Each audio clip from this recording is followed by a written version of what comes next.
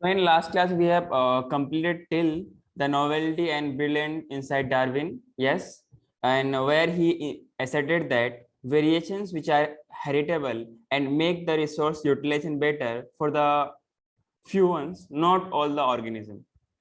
That means they are adapted to the better habitat, will enable only those to reproduce and live more progeny, and they will dominate the environment. Till this portion we have completed. Now write down the next portion, that is the fourth one. Yes or no? वैसे हम लोगों ने एक topic लिखा था कि what are the basic concepts of Darwinism.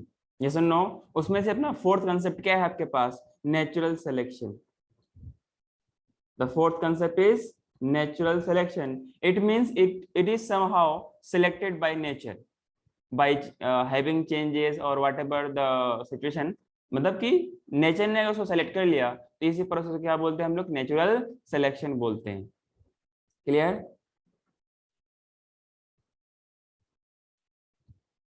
और इसी को हम लोग दूसरे नाम से क्या बोलते हैं? सर्वाइवल ऑफ फिटेस्ट बोलते हैं. Survival of fittest. This is the theory. This is the theory given by Charles Darwin. Yes or no?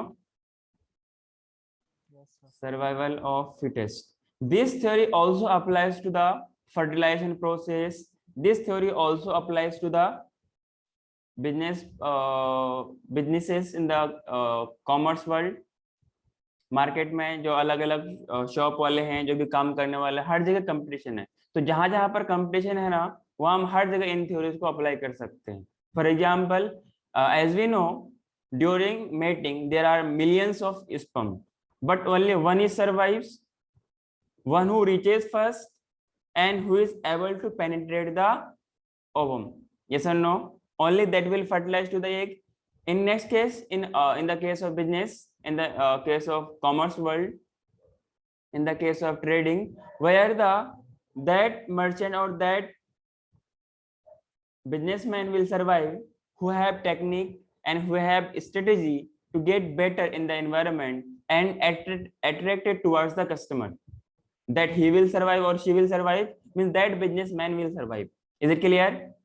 So this is also applicable to whole world, that we call as survival of fittest, and in case of evolution we call it as natural selection. Is it clear? Yes, sir.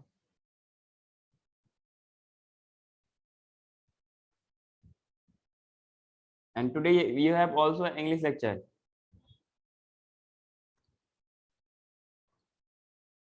मालूम है ना? हाँ sir.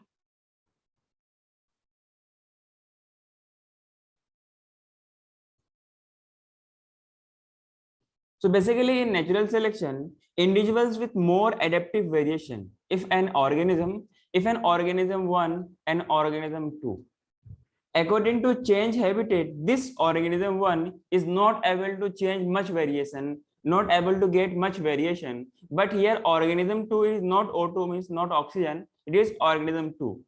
Yes or no? So this organism is much more flexible to change the habitat. In changing habitat he can adapt it. If this can adapt it, अगर ये वहां पर रह सकता है, अपने आप को अपने उस चेंजेस एनवायरनमेंट को अपने आप को एडेप्ट करवा सकता है, अपने आप में बदलाव ला सकता है, तो इसका मतलब ये सर्वाइव करेगा, वहां के जो रिसोर्सेज होंगे उसको अच्छे से यूटिलाइज करेगा. यस और no? He will that organism will utilise the resource. जब यूटिलाइज को रिसोर्स करेगा तो उसके मतलब जो रिप्रोडक्शन वाली प्रोसेस है वो भी कंटिन्यूसली होती रहेगी. जब रिप्रोडक्शन वाली प्रोसेस कंटिन्यू होती रहेगी तो प्रोजेनी भी आएगा कि नहीं आएगा? मतलब इनके प्रोजेनी ज्यादा होंगे. अब यहाँ पे बात करते हैं, ये बदलते हुए एनवायरनमेंट में अपने आप को ज्यादा बदलाव नहीं कर सकता, वहां के जो रिसोर्स अवेलेबल होंगे उसको अच्छे से यूटिलाइज नहीं कर सकता. तो इसका मतलब ये होगा इसका नंबर भी कम होगा. जब अपने रिसोर्स को यूटिलाइज कर ही नहीं पाएगा तो रिप्रोड्यूस कहां से करेगा? उसके लिए तो चाहिए इसको एनर्जी ना. तो धीरे धीरे क्या होगा, इसकी पॉपुलेशन डिक्रीज करती जाएगी और इसकी पॉपुलेशन इंक्रीज करती जाएगी. एक टाइम आएगा कि this will dominate and this will eliminate, means this will selected by the nature that we call as natural selection, and this is eliminated. Is it clear to all of you? Yes, sir. Hello, हाँ sir. सबको समझ में आ रहा है क्या? So we can say those organisms who are better fit in the environment that would be selected by the nature and will leave more progeny than other. इसी phenomena को, इसी प्रोसेस को डार्विन ने क्या बोला? Natural selection. एंड उसको mechanism of evolution के लिए उसने इम्प्लाइड कर दिया. ये ऐसा होता है. क्लियर? एंड फिटनेस, बेसिकली एक फिटनेस की बात करते हैं. वो वाली फिटनेस नहीं जो आप लोग जानते हो. ये वो फिटनेस है. बेसिकली फिटनेस का मतलब क्या? कि उस एनवायरनमेंट में वो फिट करेगा. लिखा है ना, सर्वाइवल ऑफ फिटेस्ट. मतलब उस एनवायरनमेंट में वही फिट करेगा जो कि नेचर से सेलेक्ट हो पाएगा. Are you getting my point? So according to Darwin, fitness क्या होती है? Only reproductive fitness. अगर जो रिप्रोड्यूस कर पाया और प्रोजेनी को प्रोड्यूस कर पाया, तो डार्विन के हिसाब से सिर्फ क्या था? रिप्रोडक्टिव फिटनेस था. जबकि ऐसा नहीं है. आगे पढ़ेंगे, इसका क्रिटिसिज्म के बारे में पढ़ेंगे. यहां तक सबको समझ में आ रही है क्या? हाँ सर. दिक्कत तो नहीं है? नहीं sir.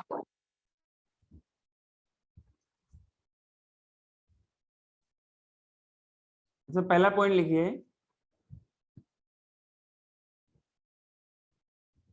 Individuals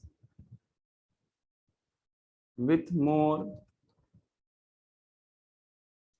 adaptive variation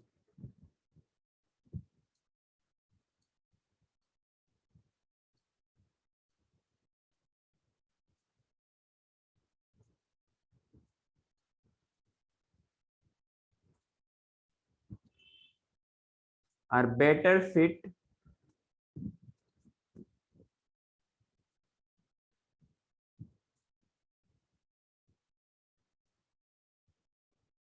than the individual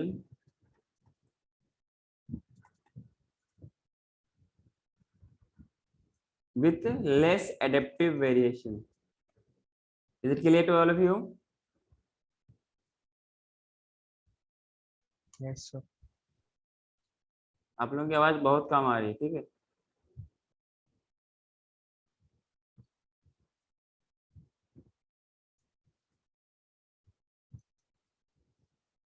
next point. Next point क्या लिखोगे? So we can say, so those organisms, those who are better fit in an environment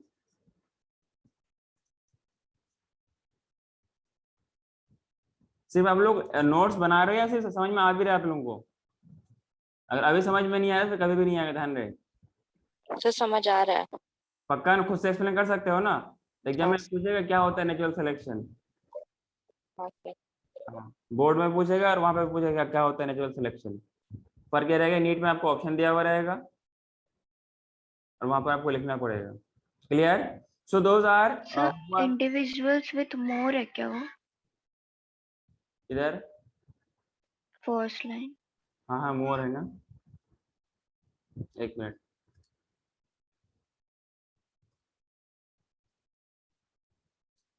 with more adaptive variation are better fit than the individuals with less adaptive variation. Obviously ना, जिनके पास adapt environment को adapt करने के लिए ज्यादा variation होगी, वो ज्यादा फिट एनवायरनमेंट में फिट करेगा ना. वो ज्यादा डोमिनेंट रहेगा, वो ज्यादा एग्जिस्ट करेगा, मीन अपने प्रोजेनी को ज्यादा प्रोड्यूस करेगा. तो that will dominate the environment. और फाइनली क्या होगा, जो उसका दूसरा वाला है जिनके पास ज्यादा वेरिएशन नहीं है, तो वो खत्म हो जाएगा. फॉर एग्जाम्पल कोई बैक्टीरिया है ना, आपके अंदर कोई बैक्टीरिया, कोई माइक्रोब्स आपके अंदर एंटर किया है आप लोगों के अंदर, और आप लोगों के अंदर आप लोग दवाई खाओगे, तबीयत खराब होगी, दवाई खाओगे या एंटीबायोटिक्स लोगे, तो जो बैक्टीरिया उस हार्श इन्वायरमेंट को अगर एडजस्ट नहीं कर पाएगा, अगर उसको अगर चेंज नहीं, अपने आप को कुछ एडेप्टेशन नहीं ला पाएगा, कुछ अपने आप में बदलाव नहीं ला पाएगा ताकि जो एंटीबायोटिक ले उसका असर ना पड़े, तो क्या वो माइक्रोब्स आपके अंदर एग्जिस्ट कर सकता है? यस और नो? नो। सबको मेरी बात समझ में आ रही है क्या? हाँ sir. That microbes will not survive in that harsh environment. हाँ, कुछ ऐसे होते हैं जिनका जो आउटर कवरिंग होती है, सेल वॉल होती है, वो काफी हार्ड होती है, जिनकी वजह से क्या होती है, वो सरवाइव कर जाती है। इसलिए कुछ बैक्टीरिया ऐसे होते हैं जो कि क्या होता है, एंटीबायोटिक्स का इफेक्ट उसमें नहीं पड़ता है। बात समझ में आती क्या? So those who are better fit in an environment would be selected by nature. Would be selected by nature.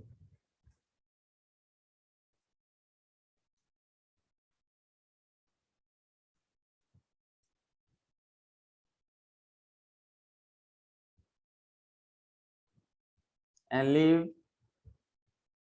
more progeny. Leave more progeny. Progeny means offspring than others. और इसी को डार्विन ने क्या कहा?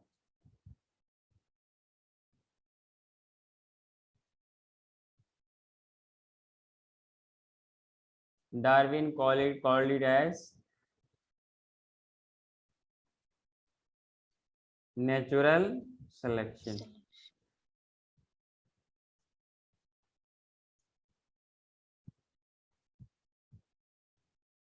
And implied for mechanism of evolution. Yes or no? आगे बढ़ो क्या? No. जल्दी करो।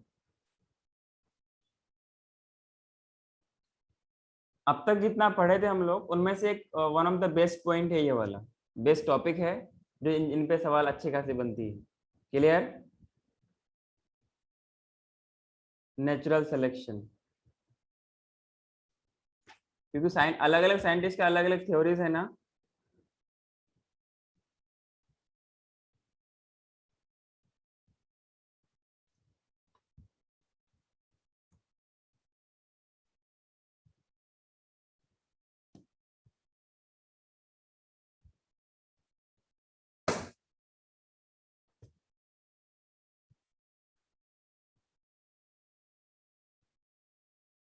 हो गया।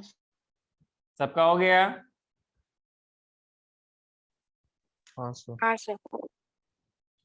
सो according to Darwin, next point लिखिए, जो ये फिटनेस है उसके पास, जो हर एक ऑर्गेनिज्म के पास जो फिटनेस है, तो fitness is the end result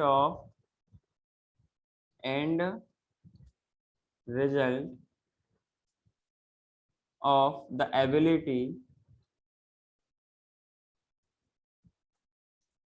ability to adopt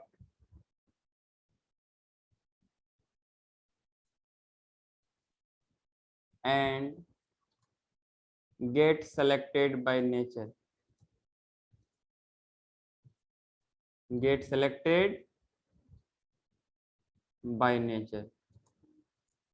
Is it clear? And according to Darwin, the fitness is only meant for reproductive fitness. Yes or no? Only to reproductive fitness. कोई और fitness से नहीं, सिर्फ अगर वो reproduce कर पा रहा है, प्रोजेनी दे पा रहा है, प्रोड्यूस कर पा रहा है, उसके क्या बोलेंगे हम? Reproductive fitness. Clear?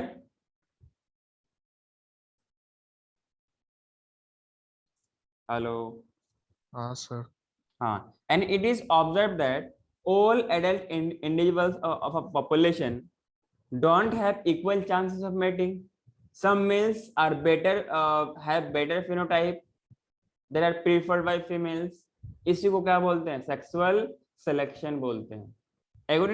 According to this theory, what he says that कि हर एक जो ऑर्गेनिज्म है किसी पार्टिकुलर स्पीशीज के बारे में, they all do not get equal chances of getting mate, or we can say of being mated.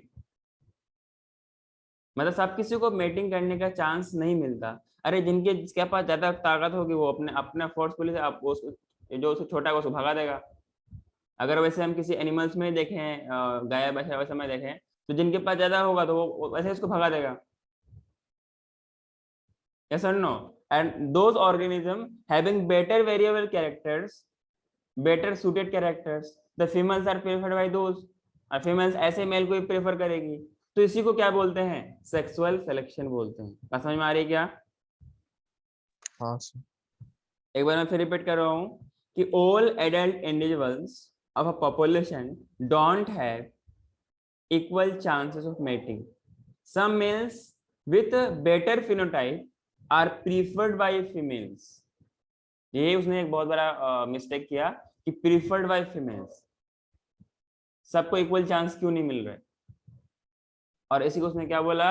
Sexual selection बोला। Clear है क्या? हेलो। Yes sir. अगला टॉपिक लिखिए इसमें, इसी के अंदर, मतलब जो हम लोग का बेसिक कंसेप्ट की बात कर रहे थे, क्या लिखेगा? Origin of new species.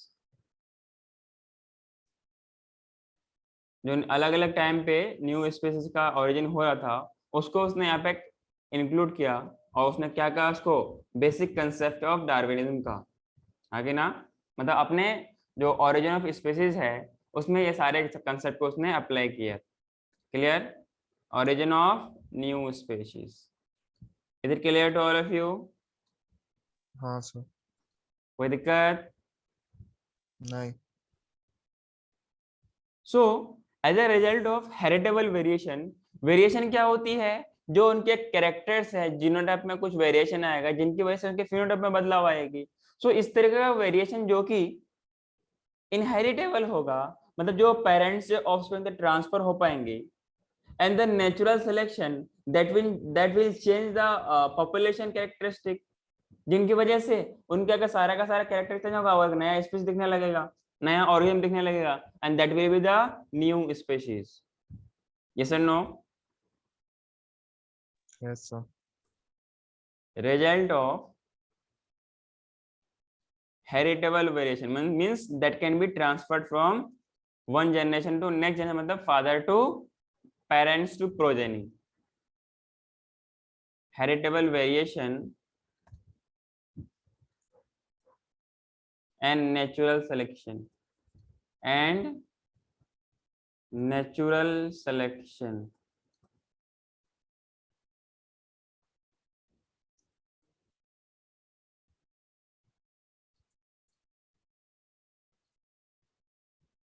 there would be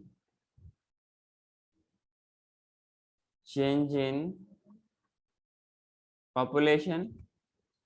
Yes or no?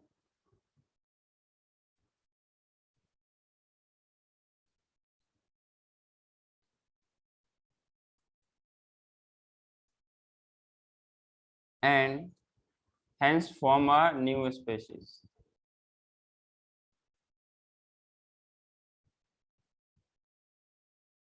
New forms are appears to arise. Is it clear? हाँ सर। कोई दिक्कत है क्या? नहीं। फिर हम लोग इसका क्रिटिसिज्म के बारे में बात करें। जब इसने ऐसा थ्योरी दिया तो जरूरी नहीं कि सारा का सारा सही हो। जैसे इसने किसी और का क्रिटिसाइज किया तो इसकी भी क्रिटिसाइज होने की बारी आएगी, आगे ना। इनका पहला ड्रॉबैक के बारे में जब बात करते हैं कि that in this theory that Darwin didn't have a knowledge of genetics and no satisfactory explanation for the cause of origin and inheritance of variation. अरे मेंडल को तो उसने गलत कर दिया, मेंडल को उसने गलत तो कर दिया, मतलब उसकी बात एक्सेप्ट तो नहीं की, भले वो सही था या गलत था, लेकिन इनके पास भी तो कुछ भी नहीं था, जेनेटिक्स का एबीसी पता नहीं था, और बोलने चला वो वेरिएशन के बारे में। समझ में आ रही क्या? बहुत ही कॉन्ट्राडिक्ट वाली बात है कि जहां पर जिनको जेनेटिक्स के बारे में कुछ एबीसी पे पता ना हो और वहां पर वो वेरिएशन के बारे में बात करता है। वेरिएशन तो जीन्स में होती है ना, चेंज तो जीन पे होगा ना, सब कुछ डीएनए में होगा ना, तब तो जाके इसका फिनोटाइप कैरेक्टर बदलेगा ना, आगे ना। हाँ सर। हाँ, कभी कभी क्या होता है जब ये जीन्स कॉपी, मतलब जब इसका जेनेटिक मटेरियल कॉपी होता है तो उस दौरान कुछ आप लोग इसमें मॉलिक्यूलर जेनेटिक्स में पढ़ेंगे कि जब ये कॉपी करता है और वहां पर उसको back and back cross check करता है, तो एक जो दो डीएनए डबल स्टैंडर्ड होती है, तो एक स्टैंडर्ड तो कंप्लीट होती है और एक फ्रेगमेंट्स में होती है, ये आप लोग वहां पढ़ेंगे। फ्रेगमेंट्स में क्यों होती है? ताकि वो उसको टाइम टू टाइम उसको चेक करे, कोई गलती हो तो उसको करेक्ट करे। तो ऐसा केस हो सकता है कि जब किसी बेबी का बर्थ होता है, जब किसी बच्चे का जो बच्चा जन्म लेता है, तो ऐसा भी हो सकता है कि उसके अंदर कुछ वो कैरेक्टर्स ना हो। तो मैंने कल एक मतलब एक इंसान को देखा जिनके पास मतलब ना जो थंब नहीं था। तो मैं काफी देर तक सोचा कि पूछूं ना पूछूं, पूछूं ना पूछूं। तो लास्ट में मैंने सब पूछा कि ये उंगली बचपन से नहीं है फिर बाद में खत्म है। तो ऐसा लग रहा था कि ये मतलब तो उंगली पहले से ही नहीं है। तो बोला गया कि नहीं, ये ऐसा उंगली था कि जिसके मतलब अंदर बोन नहीं था। तो डॉक्टर ने कहा उसके पेरेंट्स को कि इसको हटवा लीजिए, तो वो कटवा लिया। तो इसका मतलब कि उंगली के अंदर बोन होना चाहिए ना। ये बिल्कुल वैसे ही जैसे किसके पास है, ऋतिक रोशन के पास है। मतलब उंगली तो है, मतलब जो उसको बोलते हैं पॉलीडेक्टाइल, मैंने पहले बताया था कि जो उसका थंब है ना, दैट इज दो दो पार्ट में बटे हुए हैं, कुछ इस तरीके से उसका थंब है, इस तरीके से थंब है। देखा है क्या आप लोगों ने?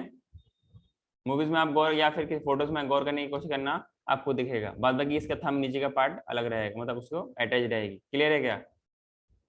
तो ऐसा भी हो सकता है कि उसमें कुछ जीन्स में गड़बड़ी हो गई हो, जिनकी वजह से क्या हो गया, उसका बोन का फॉर्मेशन नहीं हो पाया। देख, हर एक चीज का फॉर्मेशन के लिए हर एक जीन रिस्पॉन्सिबल होती है। तो बाय मिस्टेक वहां पर वो क्या हो गया, वो करेक्टली उसको रीड नहीं कर पाया और उसको करेक्ट नहीं कर पाया हो, जिनकी वजह से क्या हो गया, डिफेक्ट रह गई हो। बाद में कोई प्रॉब्लम नहीं है। लेकिन अब भी देखा, पता है वो क्या है, एक मतलब एक अच्छे खासे सैलून में काम करते हैं, समझे क्या? एक बंगूठा नहीं होने के बावजूद भी इतना मस्त कला है, समझे क्या? और इससे मैं आप लोगों से भी कुछ कहना चाहता हूँ कि जब उनके पास एक बंगूठा नहीं है, आप सोचना कि बगैर बंगूठा से क्या क्या काम होता है, थंब से क्या क्या काम होती है। तो ये उसका टैलेंट है। इंसान के पास दिमाग भी हो, जुबान भी हो, इंसान बहुत कुछ कर सकता है, समझे क्या? आगे बढ़ो क्या? हाँ सर।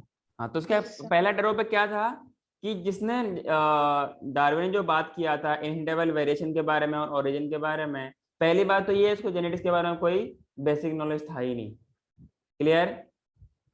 नहीं तो कोई उनके पास एक्सप्लेनेशन था किसका, ओरिजिन का और हेरिटेबल वेरिएशन का। क्लियर है क्या? तो मैं आगे बात करता हूँ।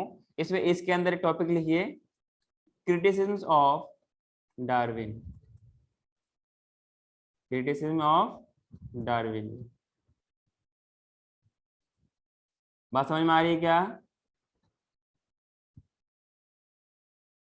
हाँ hello? Sir.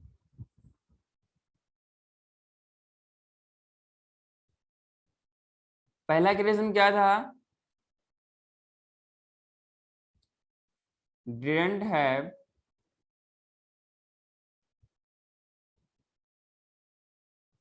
the knowledge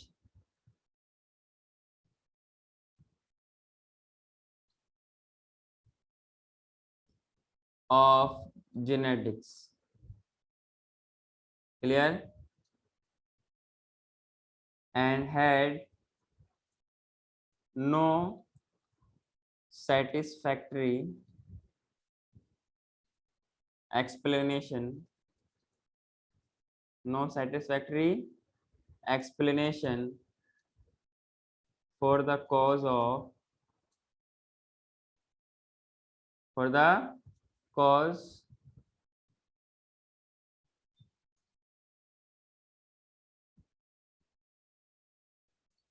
for the cause, origin and inheritable variation. or we can say inheritance of variation. Clear? कोई दिक्कत? sir. अरे बात समझ में आ रही है क्या? Yes, sir. हाँ सर। इसने क्या बात किया? Only explained theory of survival of fittest ना, एक्सप्लेन जो मैंने बात पीछे एक्सप्लेन किया हूँ उसको अभी इसको मतलब रिकॉल करने की कोशिश करना और मैच करने की कोशिश करना, क्या मैं बोल रहा हूँ और क्या मैंने तब बोला था. Explain only survival of fittest, ये तो उसने कहा था. हेलो, हाँ हाँ सर. सर। क्या उसने ये बोला था कि इसका अराइवल कैसे हुआ? But was unable to explain the arrival of fittest. ये आया कहां से, कैसे हुआ? हेलो,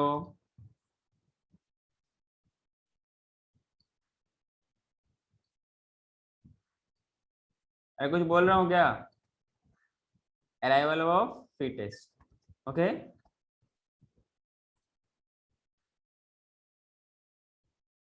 फिर उसने ये बोला कि why in a population only few on individuals develop useful variation and others have harmful variation.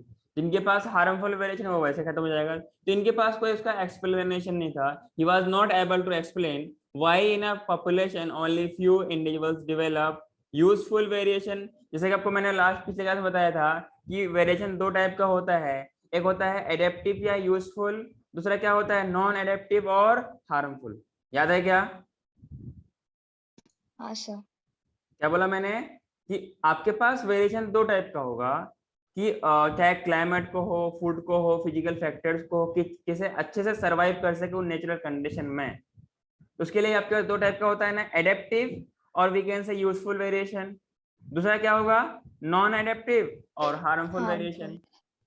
आगे ना, तो यहाँ पर उसने क्या कहा, मेंडल ने क्या कहा कि कुछ ही ऑर्गेनिज्म होंगे जो कि यूजफुल वेरिएशन कर मतलब वेरिएशन करवाएंगे और सेलेक्टेड बाय नेचर होगा. तो उसको क्रिटिसिज्म के लिए लोग सवाल करते हैं कि आखिर कुछ ही ऐसा क्यों, सारे क्यों नहीं करते? अरे जैसे आपने किसी को क्रिटिसाइज किया तो आपकी भी तो बारी आएगी ना, तो डार्विनिज्म की बारी यहाँ पर आती है. क्लियर है क्या? He was not able to explain why in a population only few individuals develop useful variation and other have harmful variation. Clear?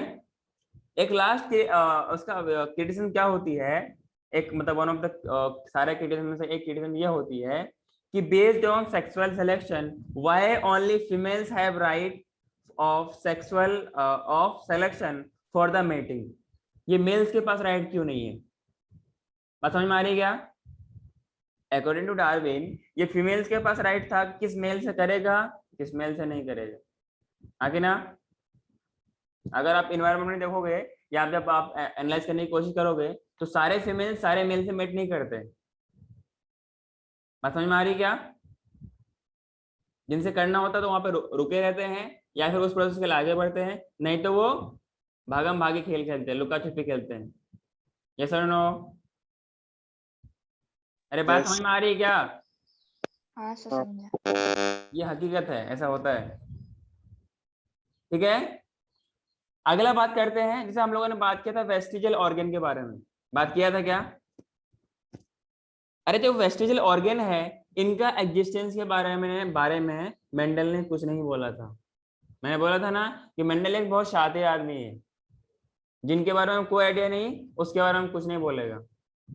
याद है क्या? लेकिन जब कुछ नहीं बोलेगा तो क्रिटिसिज्म में काउंट तो होएगी ना. he do not explain the existence of vestigial organ. Clear? एक लास्ट पॉइंट ये, उसने सोमेटिक वेरिएशन और जर्मिनल वेरिएशन को डिफरेंशिएट नहीं कर पाया. he is not able to differentiate between germinal variation and somatic variation. क्या यहाँ तक सबको क्लियर है क्या? हाँ सर। ये 3 पॉइंट आपको एक्स्ट्रा याद रहेगा क्या? तीसरा मैंने क्या बोला था कि why females have right to right of mating to get from selected males? Why not males have right? Females के पास ही राइट क्यों है? दूसरा मैंने क्या बोला, वेस्टिजियल ऑर्गन का एग्जिस्टेंस के बारे में कोई एक्सप्लेनेशन नहीं दिया, जिनके बारे में उसको आइडिया नहीं होता था वो चुप्पी साध देता था, हाँ कि ना? उस टाइम के लिए तो वो फेमस था, लेकिन बाद में उसकी क्रिटिसिज्म भी होएगी। क्लियर? फिर not able to differentiate between somatic variation as well as germinal variation. अरे जो जीन्स में वेरिएशन आएगी उन्हीं की वजह से तो फिनोटाइप कैरेक्टर में बदलाव आएगा, उसी की वजह से सोमेटिक कैरेक्टर में बदलाव आएगा। Hello, yes sir. कोई दिक्कत तो नहीं है? नहीं।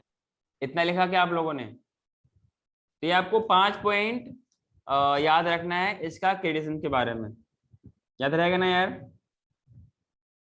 जैसे आप कहते हो ना कि फीमेल्स का राइट है, फीमेल्स का राइट है, मेल्स का राइट है, इसका राइट है, उसका फलाना ढिमका पता नहीं जो कुछ भी बोलते हो। क्लियर है क्या? यहाँ पे फीमेल्स का राइट के बारे में बात करता है तो मेल्स का राइट क्यों नहीं है? क्लियर?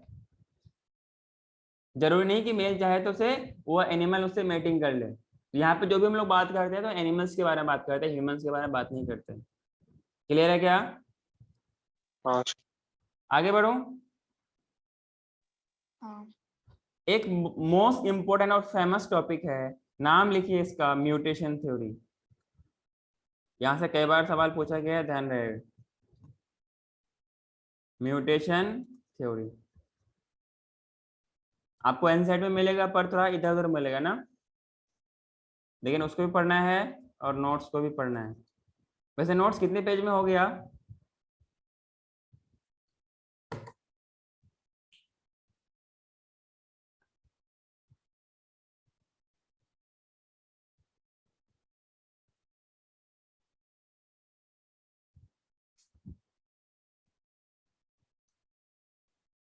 So 16.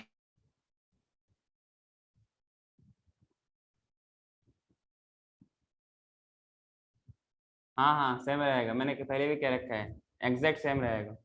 मैं सेम चीज आप लोगों का सिर्फ आप लोगों को क्लास ज्वाइन करना है ताकि आप लोगों का रिवीजन हो जाए, ताकि आप लोग अच्छे से देखो। बोर्ड का ये तो फायदा है ना आपका यार, अटेंडेंस का कोई टेंशन नहीं है, दो लेक्चर अटेंड करो, अपना स्कूल की कहानी खत्म हो गई। और जब आप लोग सब कुछ अच्छे से तैयार कर रखना, तब उस टाइम आप क्लास करोगे, आपका रिवीजन भी हो जाएगा, आपको फायदा भी हो जाएगा।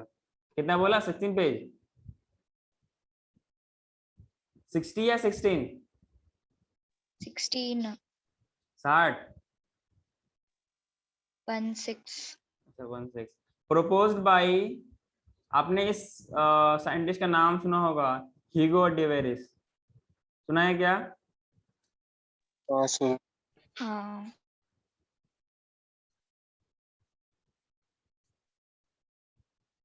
और उसने किस पे काम किया था? बेस्ड ऑन हिज वर्क, जिस पे उसने काम किया था उसका नाम क्या था? जिस प्लांट पे काम किया था उसका नाम क्या था? इवनिंग प्राइम रोज। अरे कौन सा प्राइम रोज? हेलो, इसका बायोलॉजिकल नेम है, ये सवाल में नीट पूछा गया है, ओए, बोलते हैं ना ओए क्या कर रहा है, इसका नाम था ओए नोथेरा लेमार्कियाना। ठीक है? हेलो, क्या नाम है इसका? इवनिंग प्राइम रोज का नाम क्या है? ओएनोथेरा लेमार्कियाना। याद रहेगा?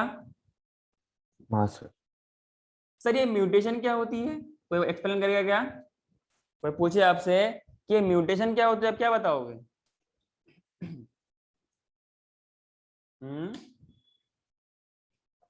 अरे कहाँ होती है ये? जीन्स में। जीन्स में? क्या डांस होती है जीन्स में क्या? नहीं सर, चेंज होता है। हाँ, जीन्स में चेंज होती है। The large difference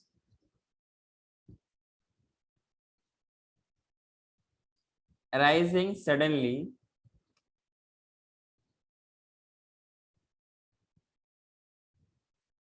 in a population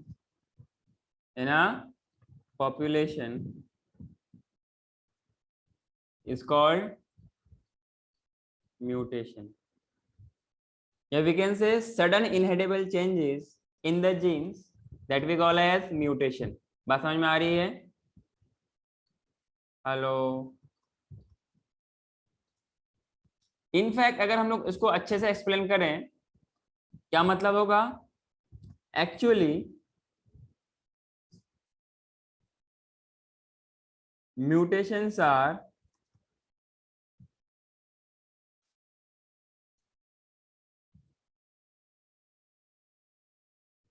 sudden changes of genetic material. मतलब जीन्स ना, अरे बोलो ना, हाँ सर, जेनेटिक मटेरियल कौन सा है यहाँ पर? डीएनए। हाँ, तो हम लोग जेनेटिक मटेरियल डीएनए को ही मानते हैं. क्लियर है क्या? इसका आप लोग पढ़ेंगे प्रूफ के बारे में. And hence all are heritable. Are you getting my point? Hello. Yes, sir.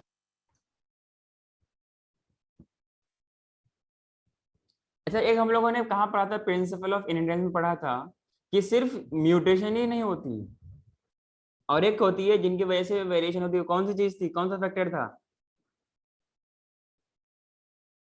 अरे कुछ और चीज थे ना जिनकी वजह से वेरिएशन हो रहा था, बताइए क्या था वो? एनवायरमेंट। हाँ, हेलो.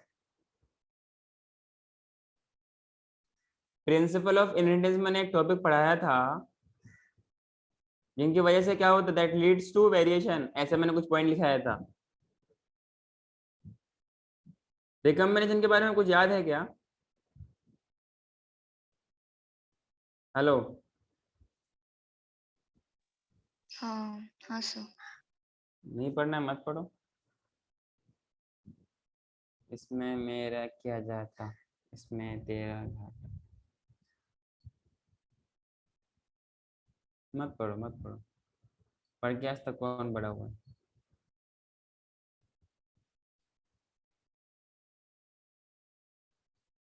जब जीन्स रिकम्बाइन करेंगे, रिकम्बिनेशन, एक मैंने म्यूटेशन पढ़ाया था, mutation that leads to variation. आ जाएगा एग्जाम में, नीट में, ये टेस्ट में आ जाएगा. बोलोगे सर अपने पढ़ाया ही नहीं था, आउट ऑफ सिलेबस आ गया. That leads to variation. बोलोगे सर आपने बाहर से दे दिया.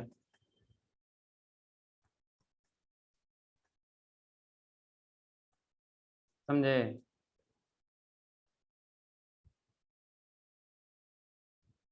इतनी बात समझ में आई क्या?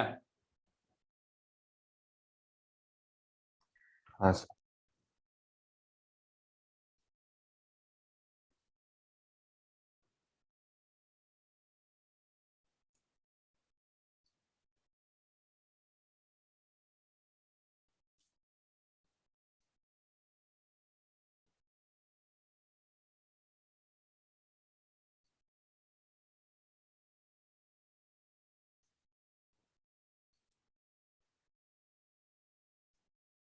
इसमें अगला पॉइंट लिखिए. ये जो आपके पास म्यूटेशन है ना, इसको हम लोग डिसकंटिन्यूअस सोर्स ऑफ वेरिएशन मानते हैं. कैसे? क्या आपको लगता है कि म्यूटेशन हमेशा रेगुलर होती है? अरे म्यूटेशन अगर नहीं। हमेशा हो तो हर एक जनरेशन में अलग अलग स्पीशीज देखने को मिलेगा. ऐसा होता है क्या? हेलो. नहीं सर. No sir. नहीं sir.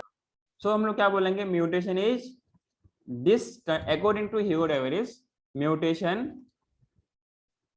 is a discontinuous source of variation. Discontinuous source of variation.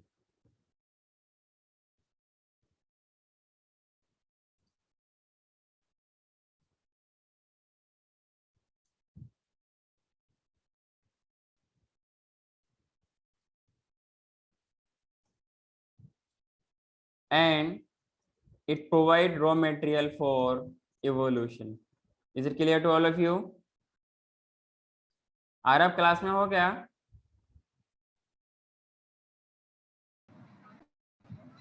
हाँ सर। क्या बात है, कभी ज्वाइन करते हो कभी नहीं करते हो? ये बोर्ड ये लेक्चर सर कोविड था ना मेरे को, तो अभी अभी अभी तो मतलब तबीयत सही हुई तो इसलिए अभी ज्वाइन किया। ठीक हुआ। पहले तो वो मतलब पूरे दिन नींद आती थी ना इसलिए। रॉ मटेरियल फॉर इवोल्यूशन, अब ठीक हो ना? हाँ सर अभी ठीक हूँ। Provides raw material for evolution, is it clear?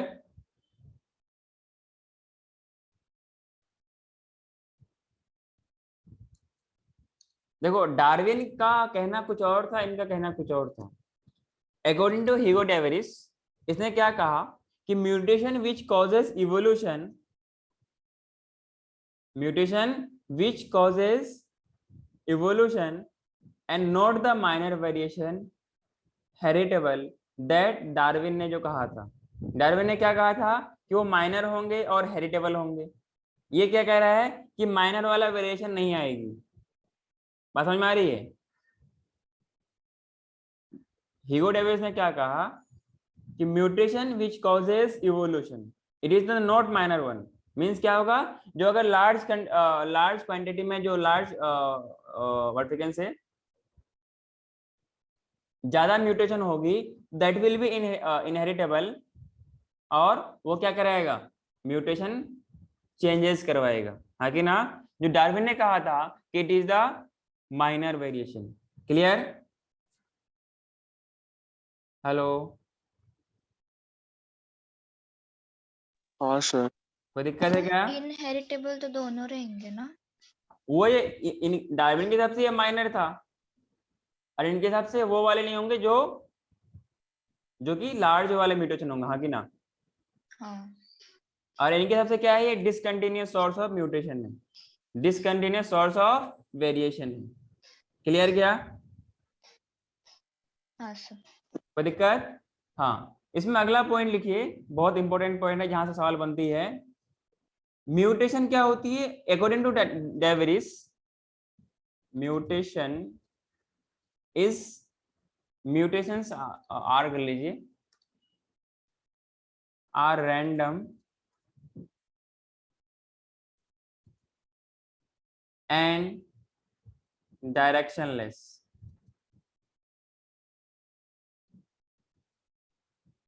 Directionless. While जो डार्विन ने कहा था वो क्या था? वाइल जो डार्विन का म्यूटेशन था, समझ जाओगे ना? वाइल जो डार्विन का, जो डार्विनियन का जो म्यूटेशन था, इतना बात मत समझ जाओ ना, वो म्यूटेशन जो क्या कौन कह रहा है, डार्विन कह रहा है, इतना समझ जाओगे आप लोग? हाँ सर। मैं लिख देता हूँ, क्या पता। डार्विनियन म्यूटेशन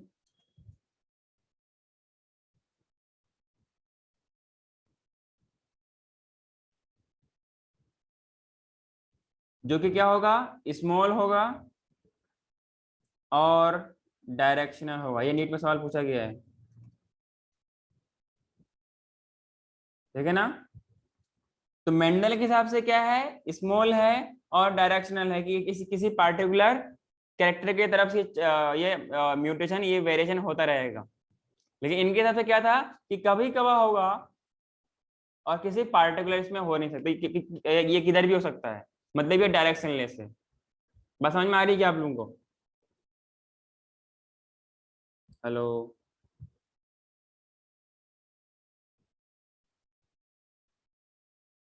हेलो, अरे आवाज सुन रहे हो क्या? हाँ सर। तो बोल क्यों नहीं रहे फिर तब? अगला अगर बात करें, अगला अगर बात करें तो इसमें क्या होता है, evolution for Darwin is gradual. Gradual का मतलब क्या होता है, रेगुलरली क्या? नहीं, फिर क्या? धीरे धीरे। हाँ, और ये रैंडम का मतलब क्या होता है? बा- क्या होता है रैंडम का मतलब? हेलो,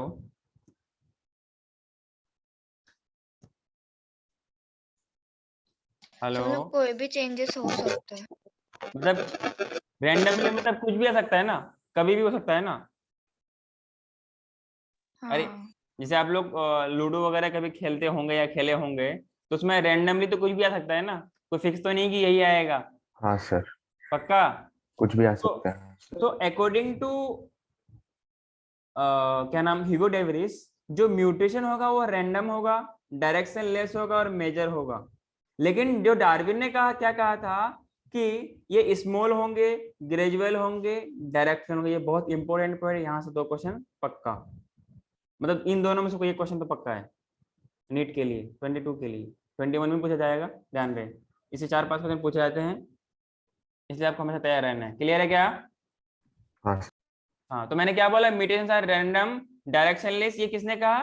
डेविस ने कहा। डार्विन ने क्या था, स्मॉल था और डायरेक्शनल था, हाँ कि ना? ग्रेजुअल। हाँ। अगला बात करते हैं हम लोग डार्विन के बारे में। According to Darwin, according to Darwin, यहाँ पर डार्विन लिख देता हूँ, उसके सामने उसका स्टेटमेंट लिख रहा हूँ, ठीक है? ये क्या होंगे, जो उसका म्यूटेशन, जो उसका इवोल्यूशन होगा और जो उसका वेरिएशन होगा, क्या होगा? ग्रेजुअल होगा। क्लियर है क्या? जो आपके पास हीगो डेवेरिस है, Hugo de Vries, it cause mutation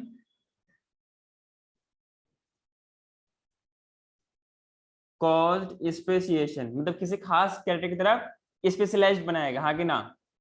caused speciation, जिनकी वजह से उसने एक स्टेटमेंट कहा, एंड हेंस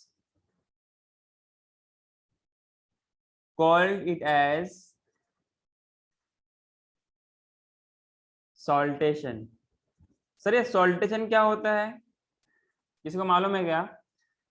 ये सॉल्टेशन क्या होती है? सॉल्टेशन का मतलब होता है क्या? Single step large mutation.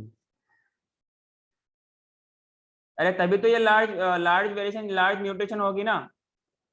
अरे म्यूटेशन लार्ज मेजर होगा, तभी तो वो लार्ज म्यूटेशन करवाएगा। हेलो, करेक्ट है सर। करेक्ट है। Single step large mutation. Are you getting? Hello. Hello sir. हाँ सर। सर आपका आवाज कट रहा था। अब ठीक है? मेरी हाँ आवाज सर। में कभी प्रॉब्लम नहीं आती है, ना धीरे की ना जोर की, क्यों मैं क्रॉस चेक कर लेता हूँ ना। सर वो माइक का है ना? मेरा मेरा कहीं हाँ दिक्कत सर, आपका ही था ना? नहीं, मेरा कहीं दिक्कत नहीं था। कुछ किसी भी चीज की आवाज कहीं आप लोगों की तरफ से आ रहा था। इतनी बात समझ में आएगी आप लोगों को? Mutations are random, directionless according to Davis. Darwin के हिसाब से स्मॉल होंगे और माइनर होंगे और डायरेक्शनल होंगे, हाँ कि ना? और सिंगल स्टेप में मतलब सॉल्टेशन करवाएगा। सॉल्टेशन का आंसर किसने दिया? डेविस ने दिया। और क्या कहा कि सिंगल स्टेप लार्ज म्यूटेशन। मेरी बात समझ में आ रही है? एक ही बार में होगी और तगड़े वाली होगी, हाँ कि ना? हेलो। इसलिए आप नोट डाल के एक पॉइंट लिख लीजिए, नोट के बाद हैशटैग डाल दीजिएगा।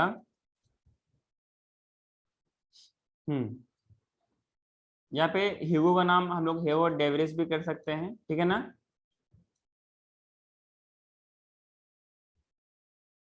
ये क्या नाम लिखा मैंने? ड्राइज कर दिया क्या मैंने? डेवरिस, ठीक है ना? इसके हिसाब से क्या है कि जो म्यूटेशन होंगे ना, क्या ये माइनर होंगे? नहीं। क्या होंगे? देखो यही है अच्छा टाइम पढ़ने का, सीखने का, रिवाइज करने का। यहीं पे सारा सीख लो, घर में जाके आपको था रिवाइज करना है। म्यूटेशंस आर, अरे जिसको सीखना है वो बोलो, जिसको नहीं सीखना है वो मत बोलो, ठीक है ना? लार्ज। मेजर या माइनर? मेजर। General, general. इस तनुश्री की आवाज कट रही है। नहीं, मुझे भी आ रहा है ये आवाज। सर आपका ही है सर। सर आपका ही आ रहा है। तो मुझे कैसे, मेरी आवाज मुझे थोड़ा सुना पड़ेगा? चलो कोई नहीं।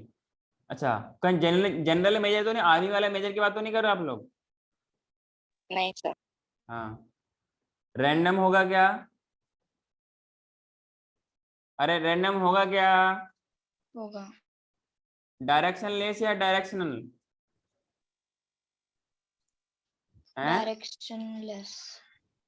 पक्का? जिनकी वजह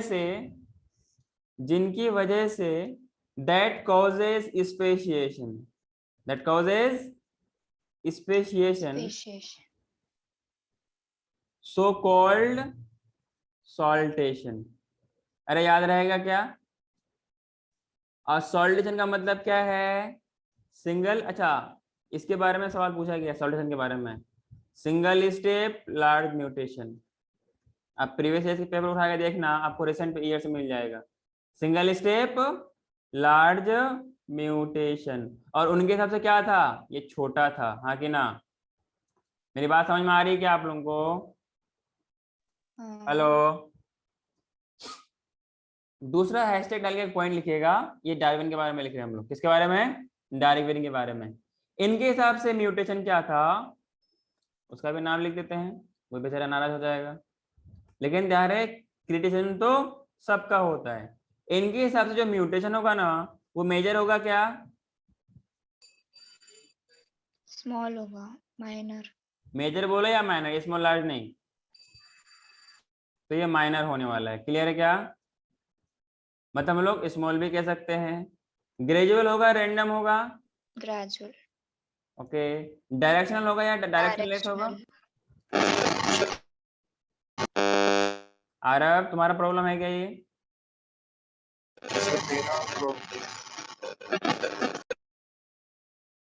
इसका है वो माइक ऑफ कर लीजिए। समर्थ का। सर एक सेकंड, पिछला स्लाइड। ये कौन सी तुम्हारी आदत है पीछे जाने की? जल्दी कर, पीछे पीछे पीछे। जैसे बेबी को बेस पसंद है, तुमको पीछे पसंद है क्या? हाँ जी।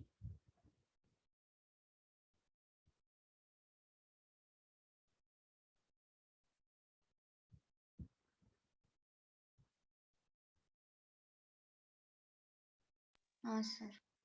सबका हो गया क्या? हेलो? सर कोई दिक्कत है क्या? नहीं सर। आगे बढ़ूं? हाँ। अच्छा, जहां पर एक टर्म लिखा है ना ग्रेजुअल, इसका मतलब लिख लीजिए आप लोग। कहाँ पे लिखूं? इधर लिख देता हूँ।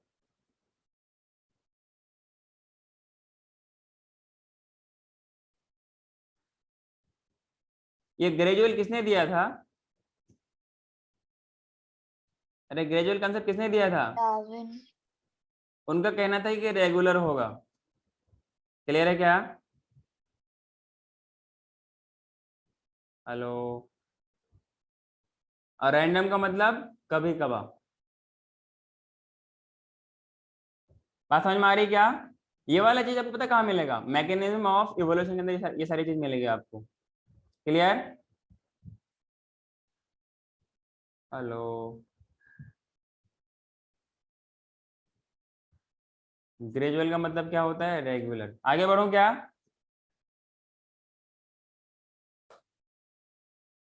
गधे में बोलो। हाँ सर। हाँ, अब थोड़ा सा बात करते हैं, इसने भी क्रिटिसिज्म किया हो किसी को, इसकी भी क्रिटिसिज्म के पीछे बारे में। सर पिछला स्लाइड दिखाओ ना थोड़ा बाकी। ओ आंटी, जल्दी लिखा कर। इतना टाइम मिलता है फिर भी तुम लोग पता नहीं क्या करता हो। क्लास में चैटिंग तो नहीं करते ना आप लोग? Sir regular. सर रेगुलर आपने नहीं बोला था ना पहले ग्रेजुअल के लिए। दो टर्म मैंने इस्तेमाल किया था, ग्रेजुअल और रैंडम। तो ग्रेजुअल का मतलब क्या होता है? थोड़ा होगा पर रेगुलरली होगा। रैंडम कभी कभार, कुछ भी आ सकता है, कभी भी हो सकता है। समझे क्या? हाँ सर। ओके। हो गया? हाँ। कोई दिक्कत है तनुश्री? नहीं सर। पक्का ना? हाँ देखो ये साइड जो पहला जो ये वाला स्लाइड में लिखा हुआ है ना, जो पॉइंट, इसमें सवाल हर साल बनते हैं। इस बार भी बनेगा, अगले बार भी बनेगा, उसके अगले बार भी बनेगा। क्लियर? यहाँ से भी सवाल बनेगा। जो अब तक हम लोगों ने पढ़ा है इनमें से मैक्सिमम चांस है सवाल आपको यहाँ से मिलेंगे। क्लियर है क्या? हो, हाँ। क्रिटिसिज्म, मेरा क्रिटिसिज्म क्या, या तुम लोगों का? अरे किसका क्रिटिसिज्म के बारे में बात कर रहे हो? ह्यूगो डेवेरिस। अच्छा, ह्यूगो डेवेरिस नाम याद है क्या? कोई लगता है कि आपका ह्यूगो डेवेरिस? चलो कोई नहीं। जो आपके पास म्यूटेशन है इसको कभी हम लोग क्या बोलते हैं, नेचुरल म्यूटेशन भी बोलते हैं। तो नेचुरल म्यूटेशन जो मतलब नेचर के थ्रू होता है, ये कॉमन नहीं है, जो कि डेवेरिस ने सोचा था, जो उसने कहा था। क्लियर? म्यूटेशन दो टाइप का हो सकता है, फायदेमंद वाले भी और नुकसान वाले भी। मतलब फायदेमंद तो खैर बहुत ही कम होते हैं। ये कैरेक्टर के बेस पे ये डोमिनेंट भी हो सकता है और ये रिसेसिव भी हो सकता है। तो जनरली क्या होते हैं वो, नॉर्मली क्या होते हैं वो, रिसेसिव होते हैं और हार्मफुल होते हैं, आगे ना। वेयर एज जो म्यूटेशन जो इवोल्यूशन में हिस्सा लेता है वो क्या होते हैं, डोमिनेंट होते हैं। अगर ये रिसेसिव होगा तो एक्सप्रेस कैसे करेगा यार?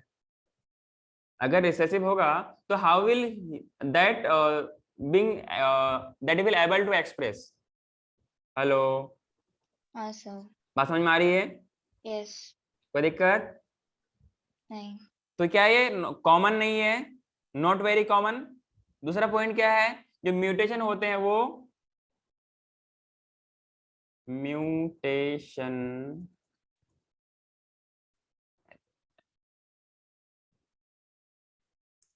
mutations are normally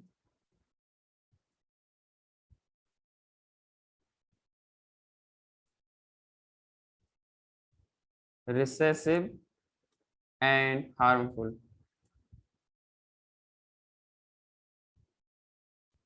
Clear? Hello.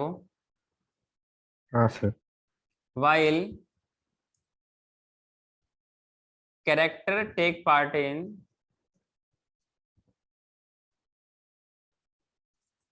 evolution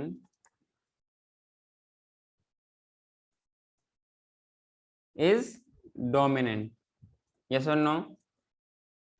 recessive को एक्सप्रेस होने के लिए दोनों का होना जरूरी है क्या? मतलब दोनों एलियंस का होना जरूरी है क्या? डोमिनेंट तो हाँ। अकेला भी एक्सप्रेस कर देगा, अरे हाँ कि ना? हाँ डोमिनेंट सर। तो अकेला भी एक्सप्रेस कर देगा। क्लियर है क्या? कुछ सवाल पूछने का मन तो कर रहा है पर पता नहीं मुझे आंसर तो मिलेगा नहीं। Darwin was influenced by the writing of, question आपने सुना क्या? Darwin was influenced by the writing of, option दो क्या? हेलो, हाँ सर। ऑप्शन है माल्थस, वेलेस, लियल, चौथा है all of them.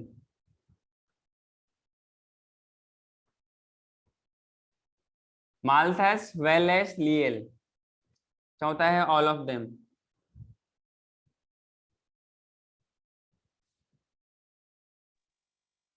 All of them. पक्का? हाँ। अरे सिर्फ इसी को पता है क्या, तुम लोग को नहीं पता है?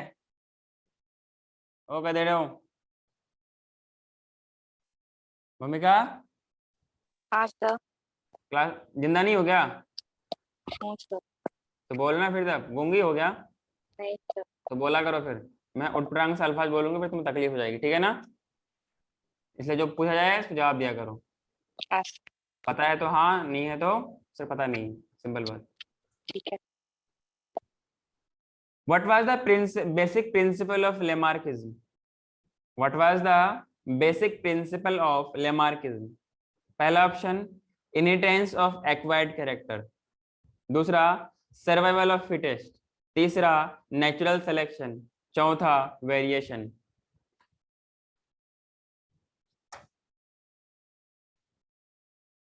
हेलो, सर एक और बार ऑप्शन बोलेंगे?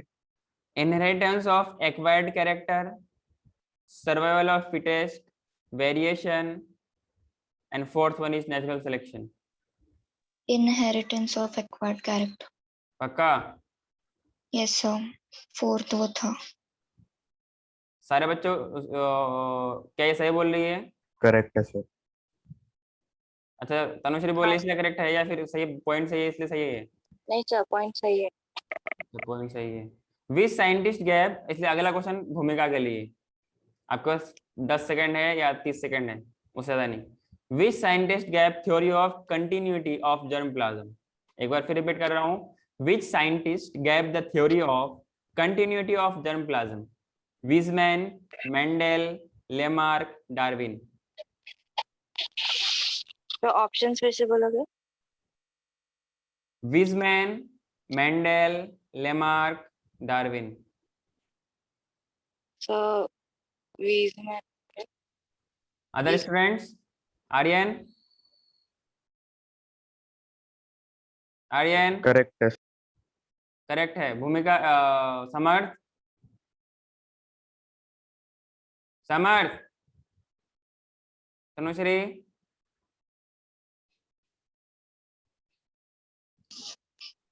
हाँ सर. आंटी आंसर दीजिए, हाँ सर नहीं।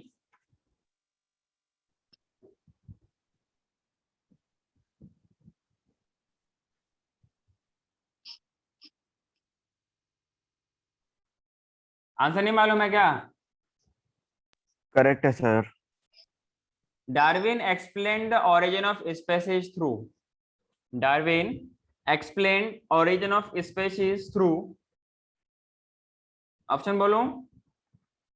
Hybridisation, mutation, acquired character, natural selection. Natural selection. हाँ तो फिर से बोलो ना कुछ। क्वेश्चन फिर से बोलूं क्या?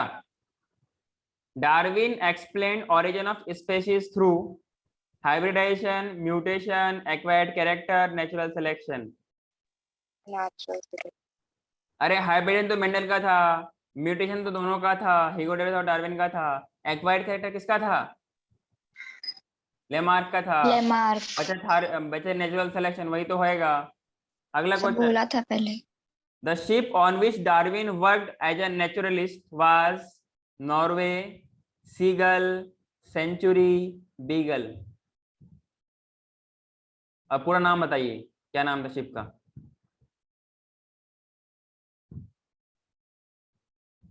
सर एक और बार ऑप्शन बोलेंगे आप? Century, seagull, eagle, Norway, beagle.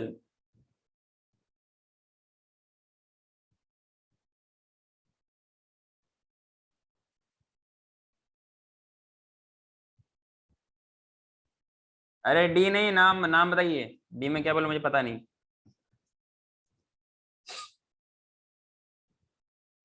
Hello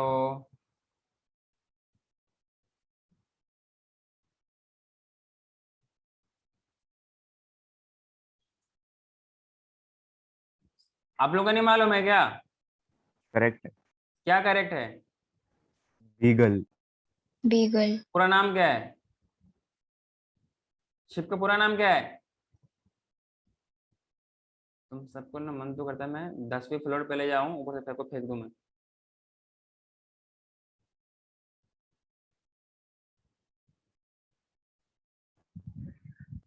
HMS beagle नहीं बताया था क्या? HMS बीगल सर, मैं वही। क्या वही? अगला question, who attempted to solve the mechanism of organic evolution for the first time?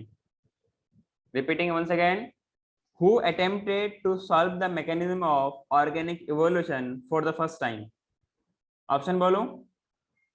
हैकल, de Vries, Lamarck, Darwin.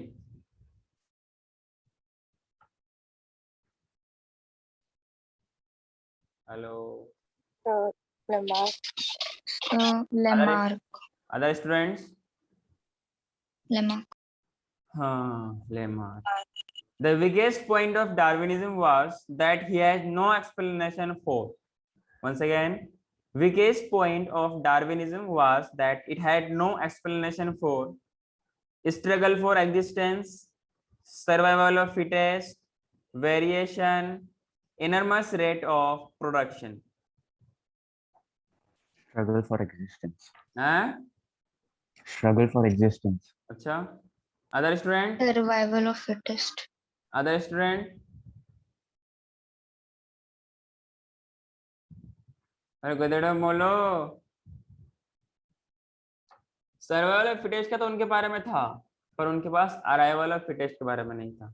Sir arrival of fittest option किधर था? तो सर्वाइवल ऑफ फिटेस्ट क्यों आएगा? उसने वो तो खुद दिया, तो उसके पास था एक्सप्लेनेशन। तो मतलब आसपास था ना उसके, अराइवल ऑफ फिटेस्ट था ऑप्शन में। नहीं था ना, तो आंसर क्या है? वेरिएशन। उसने क्या बोला? माइनर बोला। अरे क्या बोला उसने? माइनर बोला और ग्रेजुअल बोला, आगे ना। बस। जहाँ पे हम म्यूटेशन की थ्योरी को ज्यादा मानते, किसके लिए? हीगो डेवरिस के लिए। क्लियर है क्या? एक Yes, बुक sir. है फिलोसफी, अगर याद नहीं है, कहीं लिखा हुआ नहीं तो अब लिख लीजिए। एक बुक है फिलोसफी जूलॉजी का, फिलोसफिया जूलॉजी का, publish in the year 1809, was written by Darwin, Lamarck, Deveris, Mendel.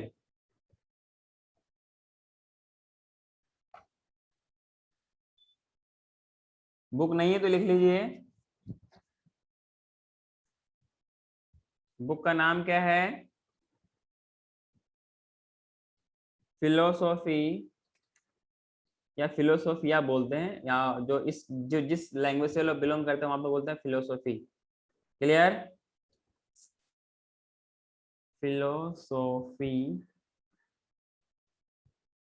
Zoology का, वैसे लिखते हैं जूलॉजी, लिखता हूँ जूलॉजी का।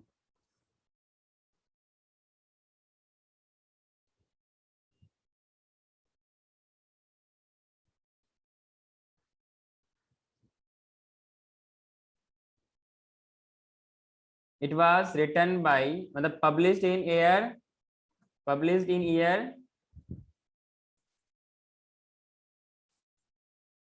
1809, written by, बोलिए,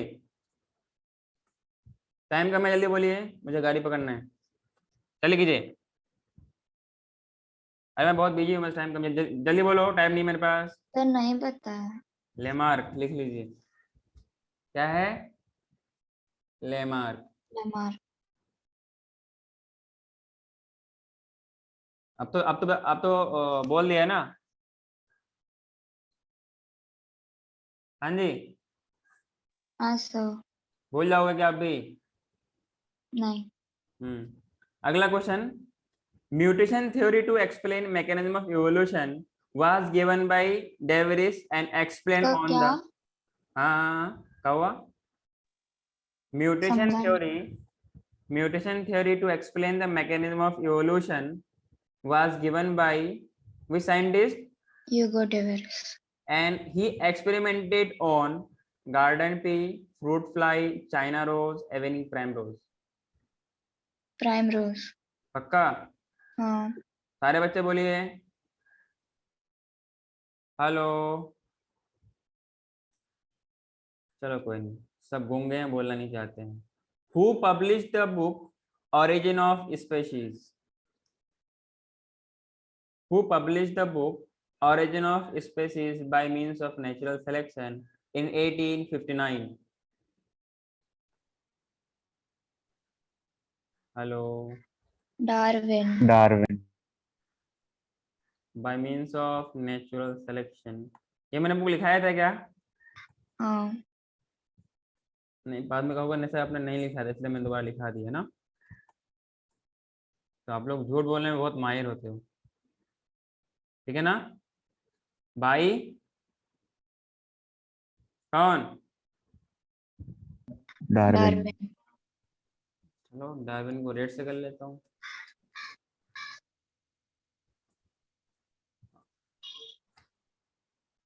चलो ठीक है, आगे बात करते हैं हम लोग किसके बारे में, न्यू डार्विनिज्म के बारे में, जिसको बोलते हैं modern synthetic theory of organic evolution. क्या सर बात कर, क्रिटिसिज्म में एक ही पॉइंट है क्या? हाँ हाँ, बात है कि जो मैंने कुछ पॉइंट आपको बोला आपने सुना नहीं क्या, मैंने जो बोला था कि नेचुरल म्यूटेशन जो कहा था कि वो लोग ऐसा कॉमनली मिलेगा, पर ये बहुत कम होते हैं ना। ऐसा लगता है कि आपके पेरेंट्स के पेरेंट्स कुछ और थे, फिर वो कुछ चेंज हो गए, कुछ और हो गए, कुछ और बदलाव आया, कुछ और बदलाव आया, है कि ना। तो ये बहुत कम होते हैं, तो we can say natural mutation बहुत ही कम, कॉमन बहुत ही कम होते हैं, मतलब कॉमन नहीं के बराबर होते हैं। क्लियर, जो डेवरिस ने कहा था कि कॉमन होते हैं। आगे बात करूं क्या? हाँ सर। अगला थ्योरी, जहां पर भी अगर न्यू वर्ड है इसका मतलब क्या होता है, न्यू। तो पीछे करो ना। आंटी तेरे को ना मैं 20वीं फ्लोर से नीचे फेंक दूंगा, और तुम्हारे ऊपर उन सब बच्चों को फेंक दूं जो तुम्हारे क्लास में है, ताकि वो तो मरे ही मरे, तुम भी मर जाओ, ठीक है ना। इसी तरह अपना हाथ का स्पीड बढ़ाइए। ऐसा तो नहीं कि रोड रोड टूट जाएगा, आपको कुछ नहीं होगा। हो गया सर। एक बचपन में एक हमारे टीचर थे, अपने कहानी सुनाए थे वो, कि एक आदमी था ना, बहुत मोटा था, समझे, बहुत मोटा था, वो बेचारा बहुत परेशान था, डॉक्टर के पास गया, तो बोला क्या करूं क्या करूं क्या करूं, तो लास्ट में गुस्से में कहता है वो, उसको बहुत परेशान किया डॉक्टर को, बोला कि जा ऊपर से कूद जा। जो ऊपर से कूदा है ना वो, तो बाद में मालूम चला कि डॉक्टर को मालूम चला कि शायद अब तक तो चला गया, वो खत्म हो गया होगा। तो मालूम चलता है कि जो गिरा उसका तो कुछ नहीं हुआ, पर जिस पर गिरा उसका कचूमर निकल गया। समझे क्या? हाँ जी, भूमिका, इसे थोड़ा सा पढ़ लिया करो। अगला बात करते हैं न्यू डार्विनिज्म। कौन सा डार्विनिज्म? न्यू। न्यू का मतलब पुराना, न्यू। इसको बोलते हैं modern synthetic theory. Modern synthetic theory of organic evolution. Is it clear?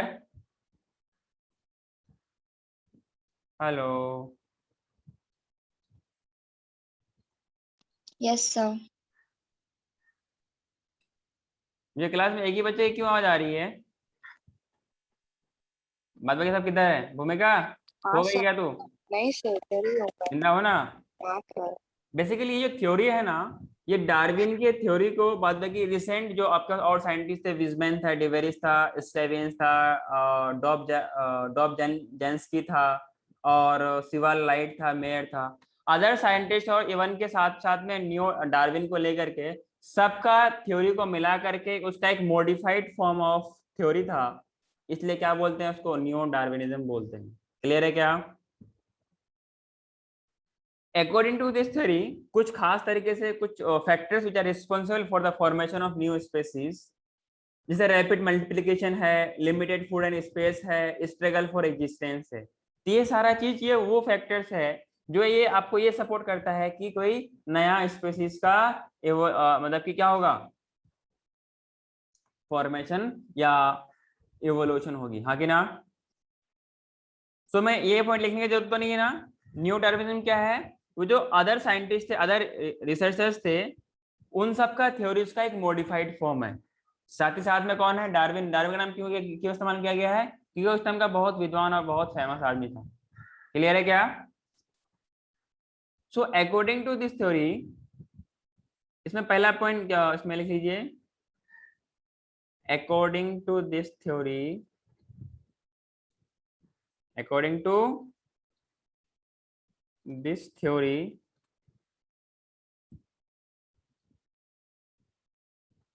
factors responsible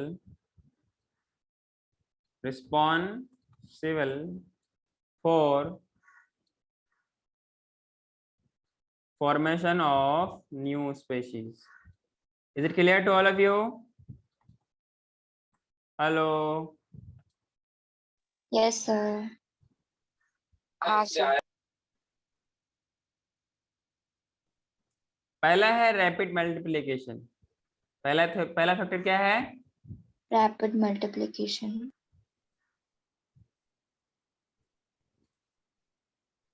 class 8 के बच्चे तो अच्छा खासा रिस्पॉन्स बोलता हूँ, मतलब अच्छा खासा रिस्पॉन्स देता है जब बोलता है हाँ जी, हेलो सर, सारे बच्चे बोलते हैं। तुम जैसे गधे गधे चुप नहीं रहते हैं लोग। लिमिटेड फूड एंड स्पेस, मजे भी लेते हैं, पढ़ते भी हैं और नंबर भी लाते हैं। तीसरा है आपके पास, अरे ऑब्वियसली ये सारा चीज दिक्कत होगी, स्पेस भी लिमिटेड है, फूड भी लिमिटेड है, तो चाहेगा ना कि कुछ इस तरीके से अपने आप में बदलाव लाए। सर आप वापस रिपीट करेंगे क्या सर? मैंने बोला कि जो आपके डार्विन का थ्योरी है ना, ये जो न्यू डार्विनिज्म है, वो सारे साइंटिस्ट के थ्योरीज का एक मॉडिफाइड फॉर्म है, सबको मिला करके एक नया थ्योरी दिया। ये सिर्फ ध्यान रहे डार्विन का थ्योरी नहीं है ये, इसलिए कहा गया है मॉडर्न सिंथेटिक थ्योरी, इसको बनाया गया है सारे साइंटिस्ट के थ्योरीज को मिला करके। क्लियर? हाँ sir. According to this theory, these are the factors which are responsible for formation FOR पे power M पे power N का मतलब formation होता है of new species। तो क्या क्या होती है? पहला फैक्टर आपके पास है रैपिड मल्टीप्लीकेशन, मल्टीप्लाई बहुत ज्यादा करेगा तो देयर इज चांसेस कि वहां से इवोल्यूशन की चांसेस, एक नया स्पीसीज की फॉर्मेशन की चांसेस ज्यादा रहेगी। अगर वो मल्टीप्लाई ही नहीं करेगा तो नया स्पीसीज कहां से आएगा? क्लियर? दूसरा फैक्टर क्या है? Limited food and space. Obviously food भी लिमिटेड है, स्पेस भी लिमिटेड है, तो कुछ उसको इस हिसाब से अपने आप को चेंज करना पड़ेगा कि वो अदर हैबिटेट में या कोई अदर फूड, जो फूड का रिसोर्स है, उससे वो अपना गुजारा कर सके। अरे हाँ कि ना? जैसे जैसे कुछ बच्चे के पास क्या होती है, अच्छी जगह या न्यूक्लियस जगह, जैसे जगह पढ़ने के लिए मौका नहीं होती क्योंकि उनके पैसे नहीं होते। मैं आपको एक एग्जांपल देता हूँ। एक मेरा फ्रेंड था, तो उसका एक मतलब उसी का जानने वाला कोई किसी बड़े कोचिंग में पढ़ाई करता था, समझे क्या? किसी बड़े कोचिंग में पढ़ाई करता था, तो वो कोचिंग में तो एडमिशन नहीं ले पाया, लेकिन क्या किया, वो वहां पर जा करके अपने उस फ्रेंड के साथ उसके रूम में रहने लगा और उसके नोट्स को, उसके सारे किताब को पढ़ पढ़ के आज कोलकाता के एक गवर्नमेंट मेडिकल कॉलेज में एडमिटेड नहीं है, सेकेंड या थर्ड ईयर में पढ़ाई कर रहे हैं, आई थिंक थर्ड ईयर होगा। समझे क्या? तो नहीं था तभी तो ऐसा किया ना, उनके पास भी होता तो भी कुछ आप लोगों की तरह करता। आप लोग भी पढ़ाई नहीं करते, वो भी पढ़ाई नहीं करता, आगे ना। शायद जो जिसका किया था उसका हुआ कि नहीं हुआ ये मुझे याद नहीं है, पर जो उसने उसका रिसोर्सेज को यूज किया उसका हो गया। क्लियर है क्या? Since he is destined to be reach the target. Clear? Hello hello. Yes sir. हाँ सर। स्ट्रगल फॉर एग्जिस्टेंस, ये भी जिसको फोर्स करेगा कि भाई तू अपने आप को बदल ले, अपना जगह बदल ले, अपना इन्वायरमेंट बदल ले, सब कुछ हो जाएगा। जैसे आजकल में कुछ वो चल रहा है ना, ये कुछ स्पोर्ट्समैन है, कुछ खिलाड़ी है जिनको यहाँ मौका नहीं मिल रहा है, ऐसे जिंदगी बीत जाएगी, तो क्या करते हैं अपना कंट्री में, बस सिर्फ ये सिर्फ इंडिया से नहीं होता है, हर जगह से होता है। इंडिया में तो बहुत खिलाड़ी हैं, भरपूर है, अदर अदर कंट्रीज में कमी है, तो वो फिर वहां पर जगह रहते हैं, फिर वहाँ का एक्सपीरियंस लेता है, फिर कुछ सर्टेन रूल्स होती है जिनके बाद उसको वहां के लिए खेलने को मौका मिल सकता है। क्लियर है क्या? सो ऐसा यहाँ पर भी होता है कि अपने आप में बदलाव लाओ और अपनी पहचान बनाओ, आगे ना। तो struggle for existence, is it clear to all of you? Hello, clear है सर। आगे बढ़ो क्या? Yes sir. सबका हो गया? Yes sir. Yes sir. अगला पॉइंट लिखिए। कितना पॉइंट था? तीसरा था ना? कौन सा पॉइंट था वो? 3 हो गए। 3 हो गए, फिर बहुत सारे पढ़ने बाकी। तो लिखिए चौथा पॉइंट, जेनेटिक वेरिएशन। कौन सा टिक? अच्छा, टिक कहाँ पाया जाता है? टिक टिक कहाँ पाया जाता है? टिक, TIC के। हेलो, नहीं मालूम तो बात नहीं। टिक मिलता है डॉग्स में, ये पढ़ेंगे आप लोग इवोल्यूशन, मतलब कि इकोलॉजी में पढ़ेंगे। कहाँ पढ़ेंगे? इकोलॉजी में। सर जेनेटिक वेरिएशन क्या है? जीन्स में जो वेरिएशन आएगी उसको क्या बोलेंगे? Genetic variation. इसके लिए क्या क्या फैक्टर्स रिस्पॉन्सिबल हो सकती है? पहला है जीन रिकम्बिनेशन। क्या आपने पढ़ा है इन सबको? अरे पढ़ा हो कि नहीं, पढ़े हो कि नहीं हो? हाँ So new combination of genes which are usually caused by crossing over during gametogenesis, जो आप लोगों ने अच्छे से पढ़ रखा है उसको अच्छे से रिवाइज करते रहना, वहां से 4-5 क्वेश्चन पूछे जाते हैं, बहुत इजी होते हैं क्योंकि अपनी ही चीज है ना, और अपनी चीजों को याद करना चाहे तो मेल का होगा फीमेल का होगा, याद करना बहुत आसान होता है। क्लियर है क्या? सो जो गैमेटोजेनेसिस के दौरान जो आपने मियोसिस पढ़ा है, मियोसिस 1 मियोसिस 2, जहाँ पे साइटोप्लाज्मिक कॉम्प्लेक्स की फॉर्मेशन होती है और वहाँ पे क्या होती है? क्रॉसिंग ओवर होती है। इसे आप लोगों को याद होगा ना, लता जरा पानी दे दो, मैंने बोला था कि लालू जी प्लेन से दीपिका दिखे, that is much more easier. Clear है क्या? सो बाय क्रॉसिंग ओवर जो ड्यूरिंग गैमेटोजेनेसिस जो उसमें चेंजेस आती है, it is continuous and common source of variation in sexually reproducing organism. Yes और नो? तो जहां पर गैमेट का प्रोडक्शन म्यूसिस के थ्रू होगा तो वहां पर वेरिएशन तो होगा। अरे हाँ कि ना? बाप के तरह या माँ के तरह एग्जैक्ट बच्चे तो होंगे नहीं। अरे होगा क्या? आइडेंटिकल कहाँ पे होते हैं? जहां पर असेक्सुअल रिप्रोडक्शन होती है, मतलब वहां पर उसी प्रोसेस के थ्रू क्या होता है? गैमेट्स की फॉर्मेशन होती है। यहाँ की ना, जब दो गैमेट मिलेंगे ही नहीं तो नया कहाँ से प्रोडक्ट बनेगा? वो बनेगा वैसे ही, एग्जैक्ट आइडेंटिकल कॉपीज बनेंगे। मेरी बात समझ में आ रही है क्या? ये था पहला genetic variation, that is the gene recombination. दूसरा है आपके पास म्यूटेशन, जो कि बहुत इंपॉर्टेंट है। म्यूटेशन सर ये तो डिसकंटिन्यूअस सोर्स ऑफ वेरिएशन है, क्या मैंने सही बोला क्या? हाँ discontinuous source of variation.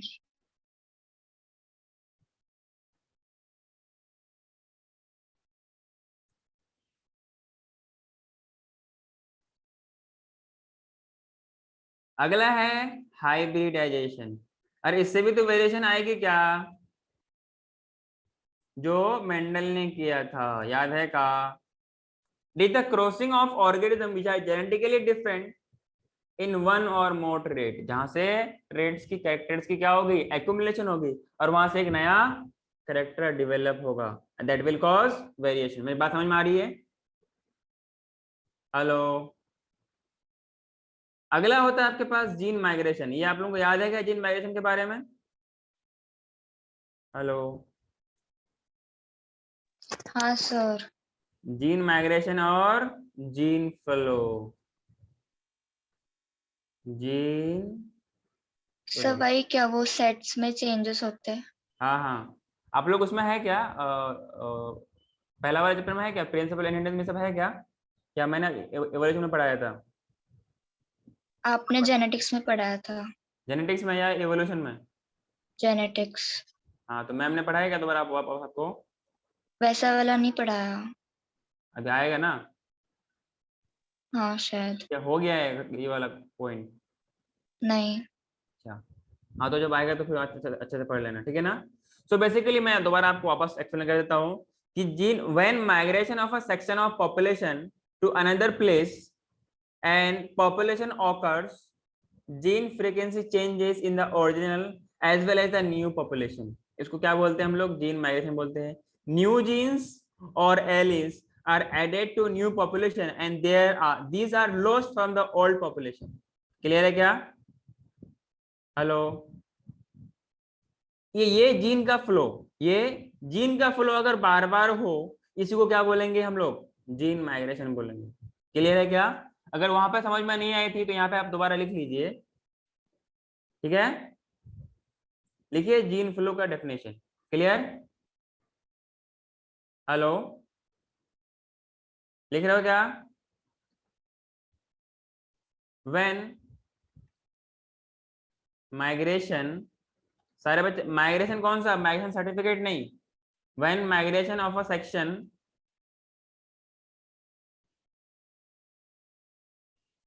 Migration of a section of population,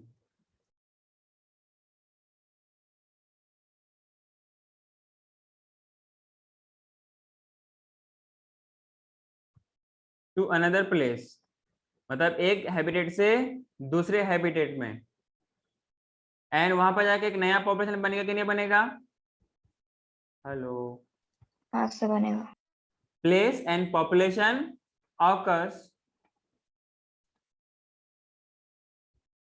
gene की फ्रीक्वेंसी हर जगह होती है, हर पॉपुलेशन में कुछ ना कुछ जीन की फ्रीक्वेंसी होती है। इसके बारे में हम लोग कुछ अपने पास लॉज है, कुछ प्रिंसिपल है जहां से न्यूमेरिकल पूछी जाती है, हम लोग सॉल्व करेंगे, ठीक है ना? आई थिंक मैंने पहले भी करवाया था आप लोगों को। पॉपुलेशन ऑकर्स, जीन फ्रीक्वेंसीज, आपने फ्रीक्वेंसी पढ़ा होगा साउंड वगैरह में, कुछ सिमिलर टाइप का फ्रीक्वेंसी यहाँ पर भी है। क्लियर है क्या?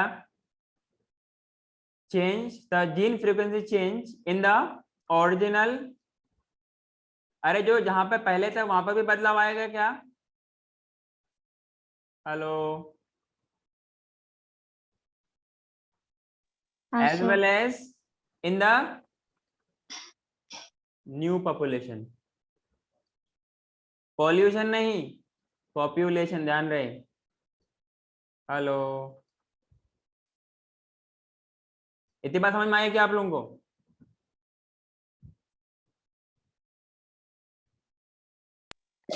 हाँ सर। हाँ आगे बढ़ो, अरे आगे बढ़ूं क्या? Yes sir. सर हाँ, नेक्स्ट क्लास करते हैं क्या सर? अच्छा बस छोड़ दे, है ना, चिंता क्यों करता है? अच्छा आप लोगों का क्लास तो 11 बजे से है ना, तो चिंता क्या कहेगा? सर ब्रेकफास्ट करने का है सर। तो 10 मिनट में तो ब्रेकफास्ट नहीं कर पाएगा, मैं 5 मिनट में खाना खा लेता हूँ, लंच कर लेता हूँ, तुम क्या बात करते हो? तो मम्मी बना के देगी, दूध सब पी के करना है ना सर, चलो रेडी कोई होना नहीं, है ना। चलो कोई नहीं, लास्ट में कर, लास्ट में लिख लो। कहाँ तक लिखे थे वहां पर हम लोग? इन न्यू पॉपुलेशन ना। सो जो न्यू जीन्स जहां पर जिस नई जगह में जाएगा, न्यू जीन्स और the allies that are added to the new population, to the new population, ये बहुत इंपॉर्टेंट पॉइंट है, हमेशा याद रखना है, जो कभी भी आपको काम आएगा। क्लियर है क्या? न्यू पॉपुलेशन एंड, जैसे ये कहां से लॉस्ट हुआ था? अरे लॉस्ट कहां से, गायब कहां से हुआ था? ओल्ड पॉपुलेशन से। From old population, thank you.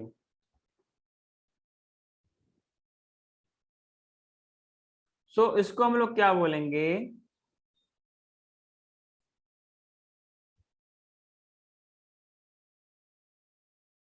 Called gene flow. Clear? If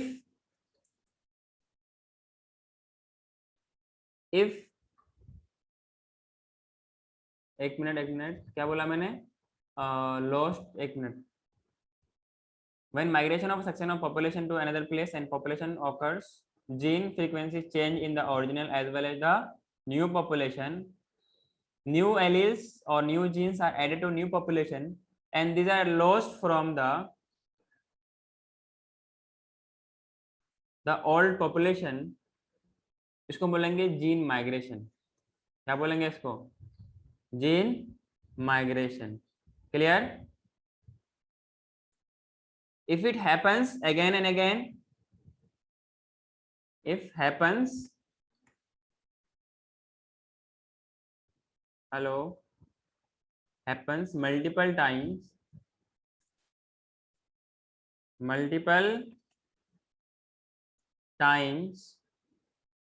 इसको क्या बोलेंगे? Hello,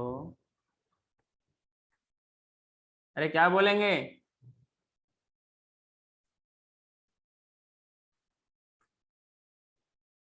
hello, gene flow. Gene flow, इतना लिखा क्या आप लोगों ने? हाँ सर, एक सेकंड सर। जल्दी करो, एक लास्ट पॉइंट लिख लीजिए इसमें, इसके जेनेटिक वेरिएशन का एक लास्ट पार्ट, के बाद फिर हम लोग पढ़ेंगे नेक्स्ट क्लास में।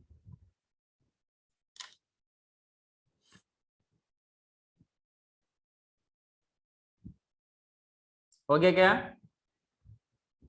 क्या कौन सा क्वेश्चन? हेलो, हाँ सर। अरे हुआ क्या? हो गया क्या? हाँ हाँ। अगला लिखिए ई पार्ट, लिखिए जेनेटिक ड्रिफ्ट।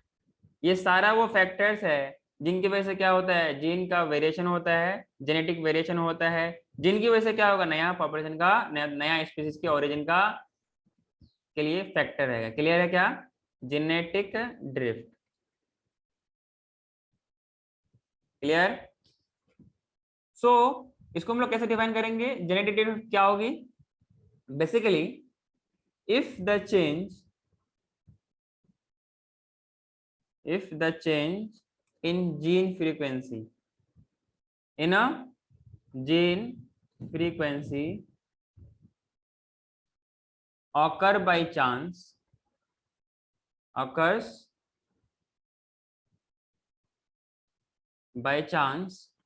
अगर बाय चांस है तो क्या बोलेंगे? जेनेटिक ड्रिफ्ट बोल। ड्रिफ्ट। समझ में आया क्या? तो इसके रिलेटेड सारा क्वेश्चन सॉल्व कर लेना। क्लियर है क्या? Yes Next, sir. 5वां पॉइंट लिखिए नेचुरल सिलेक्शन, मतलब 5वां फैक्टर जो कि इवोल्यूशन के लिए, उसका नया स्पीसीज का ओरिजिन के लिए रिस्पॉन्सिबल होती है, that is natural selection. Clear?